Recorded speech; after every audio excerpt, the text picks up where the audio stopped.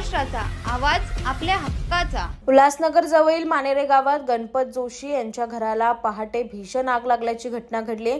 Short सर्किटमुळे ही आग लागल्याचं बोललं जातंय। दरम्यान आगीने रौद्ररूप धारण केल्याने काही क्षणातच घर संपूर्ण जळून खाक झालं।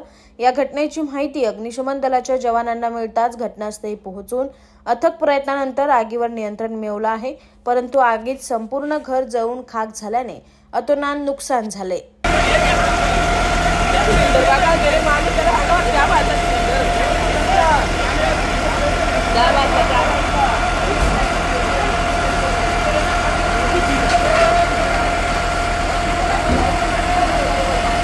तुमच्या परिसरातील काही घडामोडी किंवा समस्या असतील तर आमच्या वृत्तवाहिनीला संपर्क करा आणि तसेच सतत अपडेट राहण्यासाठी आमच्या वृत्तवाहिनीला सबस्क्राइब करा आणि बेल आयकॉन दाबायला विसरू नका।